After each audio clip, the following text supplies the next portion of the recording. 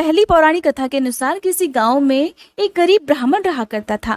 भाद्रपद महीने की कजरी तीज आई तो ब्राह्मणी ने भी तीज माता का व्रत रखा और ब्राह्मण से कहने लगी, आज मेरा तीज माता का व्रत है, जाओ और कहीं से चने का सत्तू लेकर आओ। तो वह ब्राह्मण कहने लगा, अरे भाग्यवान, तुम तो सब जानती हो, मेरे पास इतने पैसे कहाँ, मैं कहाँ से सत्तू लेकर आऊं। तो ब्राह्मणी कहने लगी, चाहे कुछ भी करो, मैं कुछ नहीं जानती, लेकिन मेरे लिए कहीं से भी सत्तू लेकर आओ। कहीं पर भी जाओ, चोरी करो या डाका डालो, लेकिन मेरे लिए शाम होने से पहले सत्तू लेकर ही घर में आना। आखिरकार वह ब्राह्मण अपनी पत्नी की बात मानकर सत्तू लेने के लिए घर से निकला। जब वह घर से निकला तो उस समय रात का समय था। रात के अंधेरे में वो एक साहूकार की दुकान में घुस गया।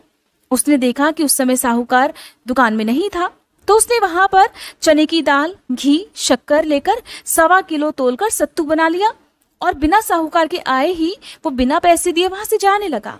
आवाज सुनकर दुकान के नौकर वहां पर आ गए और जोर जोर से चोर चोर चिल्लाने लगे। इतनी देर में साहूकार भी आ गया और ब्राह्मण को पकड़ लिया।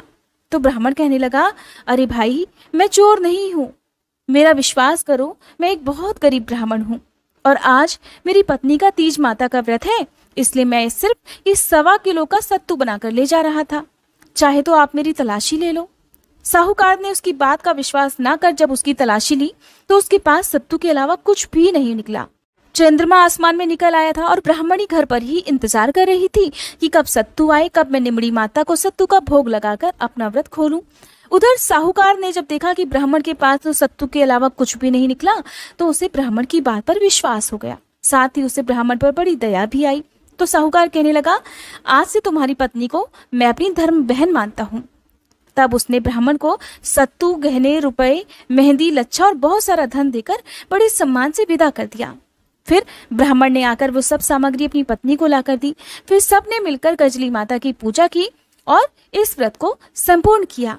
हे कजरी माता, जिस तरह से ब्राह्मण के दिन फिरे वैसे ही इस कथा को कहने, सुनने और हुंकारा भरने वाले सभी भक्तों के दिन फिरना। बोली कजली माता की जय।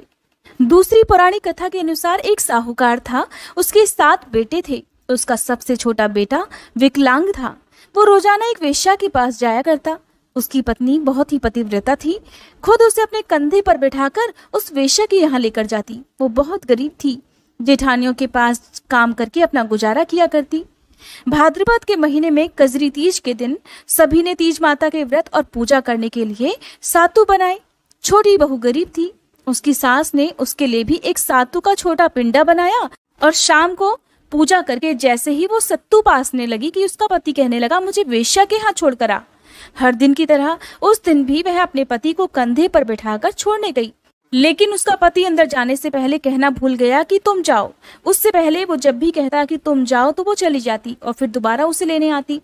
उस दिन उसने जब नहीं कहा कि तुम जाओ तो वह बाहर ही खड़े होकर उसका इंतजार करने लगी। थोड़ी ही देर में जोर से वर्षा होने लगी और बरसाती नदी में पानी बहने लगा।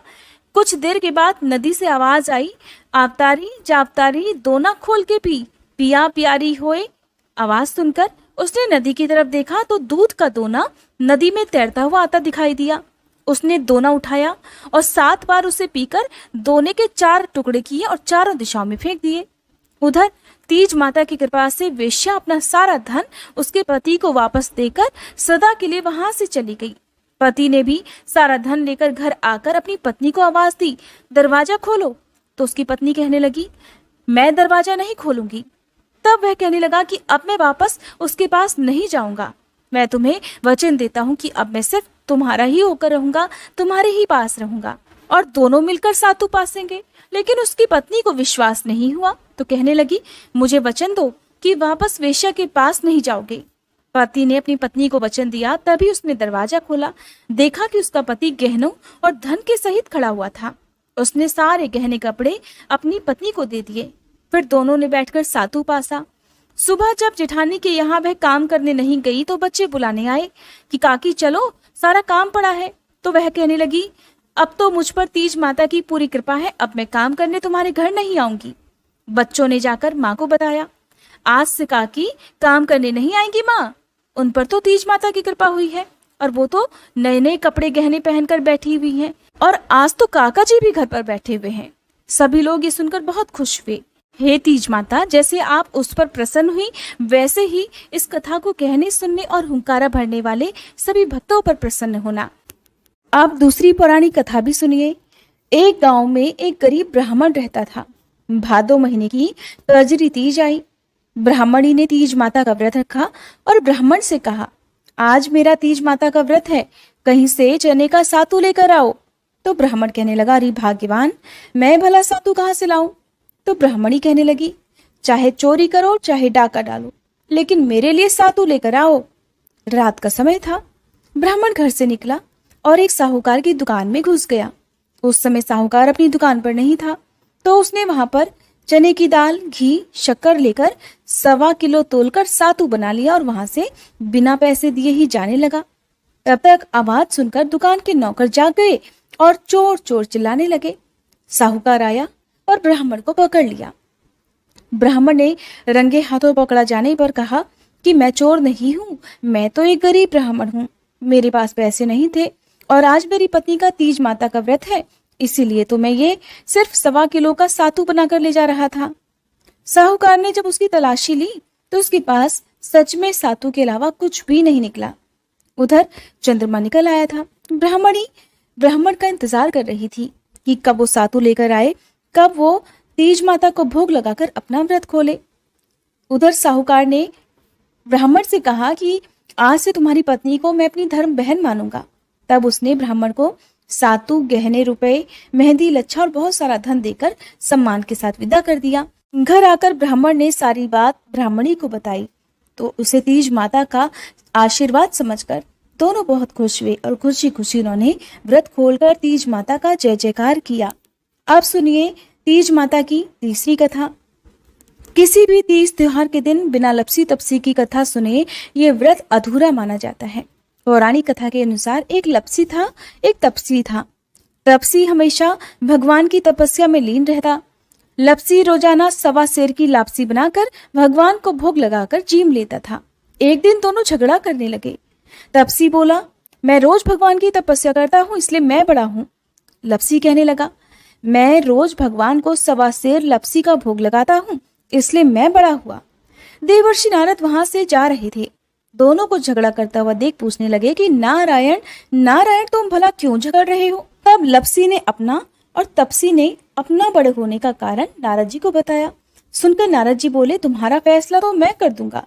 दूसरे दिन लपसी और तपसी नहाकर अपनी रोज की भक्ति करने आए तो नारद जी ने छुपकर 1.25 करोड़ की एक एक अंगूठी उन दोनों के आगे रख दी।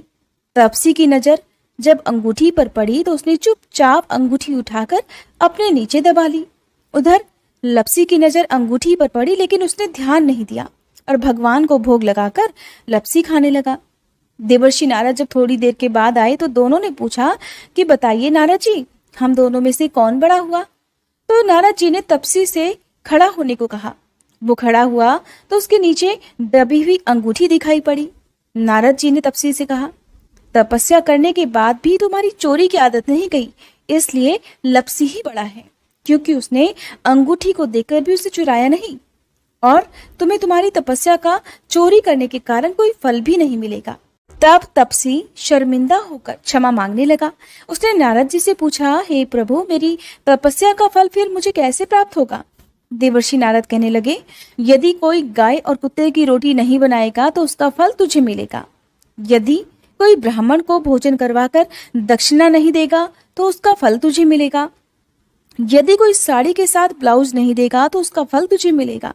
अगर कोई दीपक से दीपक जलाएगा तो उसका फल तुझे मिलेगा। और अगर कोई सारी कहानी सुनने के बाद भी तुम्हारी कहानी नहीं सुने तो उसका फल तुम्हें मिलेगा। उसी दिन से तीज माता की व्रत कथा के साथ ये कथा भी सुनी जाती है और कही जाती है। ये थी कजरी तीज के दिन सुनी जाने वाली पौराणिक कथाएं।